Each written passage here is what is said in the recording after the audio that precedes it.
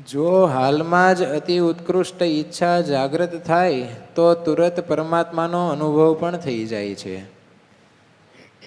મનુષ્ય જીવનનો ઉદ્દેશ્ય માત્ર કર્મ કરવું અને તેને ભોગવવું એટલો જ નથી, પરંતુ સાંસારિક ભોગ અને સંગ્રહની ઈચ્છાનો ત્યાગ કરીને પરમાત્મા પ્રાપ્તિની તીવ્ર અભિલાષા જગાડવી એ છે.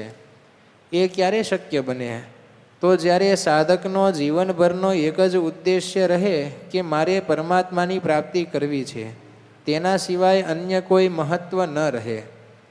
વાસ્તવમાં પરમાત્મા પ્રાપ્તિથી અતિરિક્ત મનુષ્ય જીવનનું કોઈ પ્રયોજન છે જ નહીં. જરૂર એટલી જ છે કે તેને ઓળખીને પૂરું કરવું. ઉદ્દેશ્ય અને ફલેચ્છા વચ્ચે ભેદ છે તે પ્રથમ સમજી લેવો જરૂરી છે. પરમાત્માને પ્રાપ્ત કરવાની ઈચ્છાને ઉદ્દેશ્ય કહેવાય છે, જે નિત્ય પ્રાપ્ત છે. અને કરોડપતિ થવાની ઈચ્છાને ફલેચ્છા કહેવામાં આવે છે, એ કામના કહેવામાં આવે છે. કામના અને ઉદ્દેશ બેયનું ફોર્મ સરખું છે.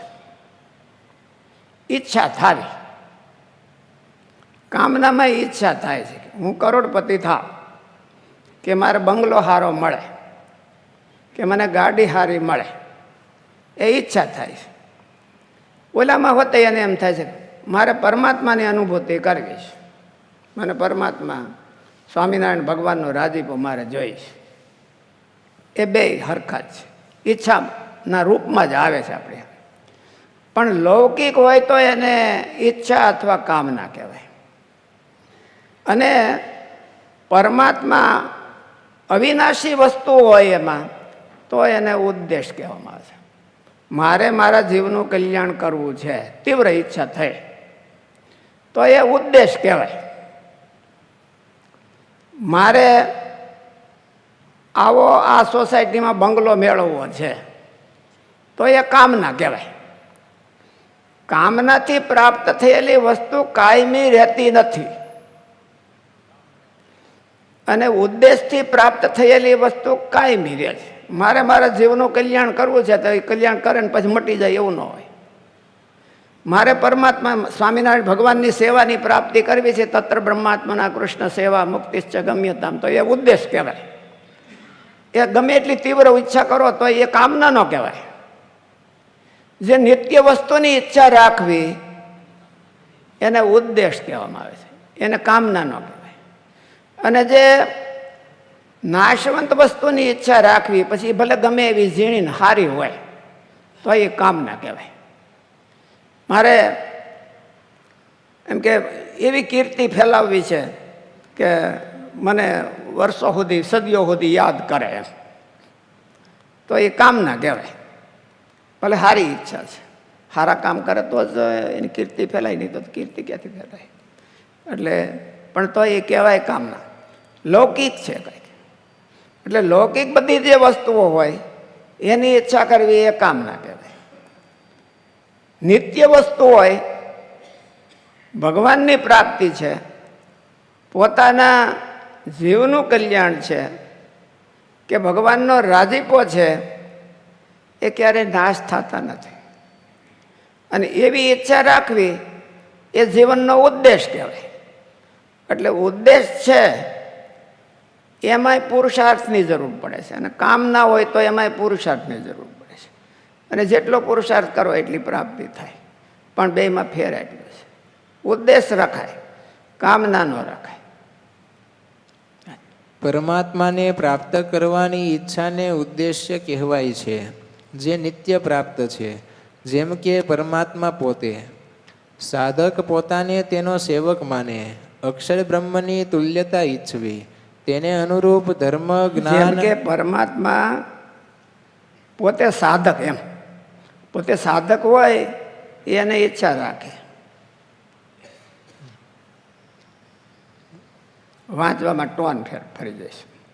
જે નિત્ય પ્રાપ્ત છે, જેમ કે પરમાત્મા પોતે સાધક પોતાને તેનો સેવક માને, અક્ષર બ્રહ્મની તુલ્યતા ઈચ્છવી, તેને અનુરૂપ ધર્મ જ્ઞાન વૈરાગ્ય ભક્તિ આદિ ગુણો મેળવવા વગેરે. આ બધી ઈચ્છા રાખવી એ ઉદ્દેશ કહેવાય. હું ઓલાના જેવો વૈરાગ પ્રાપ્ત કરીને એના કરતાં વધારે પ્રભાવ પાડી દઉં તો એ કામ ના કહેવાય. છે તો વૈરાગ જ સારું છે. હું એના કરતાં વટી જાઉં તો એ કામ ના કહેવાય.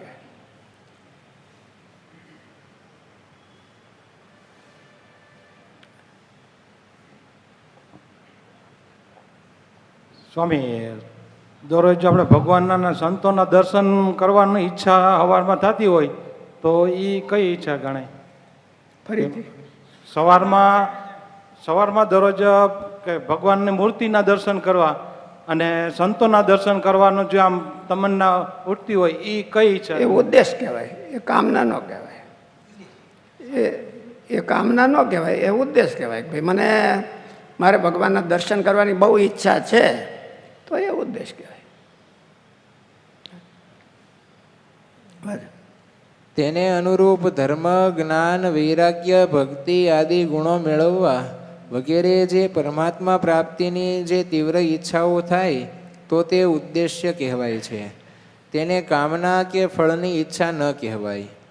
અને અનિત્ય પદાર્થો પછી ભલે તે માન, બડાઈ, કીર્તિ જેવા ભાવાત્મક પણ હોઈ શકે તો પણ આ લૌકિક ભાવો હોવાથી તેના તરફ જરા પણ લક્ષ્ય હોય તો તે કામના અથવા ફલેચ્છા ગણાય છે.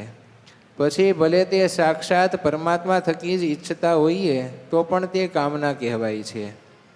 ઉદ્દેશ્ય પૂરો કરવાનો હોય છે, જ્યારે ફલેચ્છા ક્યારેય પૂર્ણ થતી જ નથી.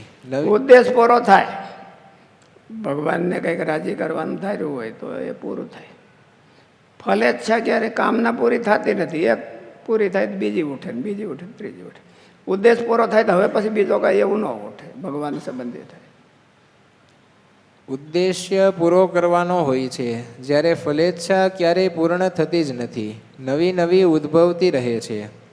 ઉદ્દેશ્યની દ્રઢતા રાખીને સદાકાળ વળગી રહેવાનું હોય છે, જ્યારે કામના કે ફલેચ્છાનો તો ત્યાગ કરવાનો હોય છે.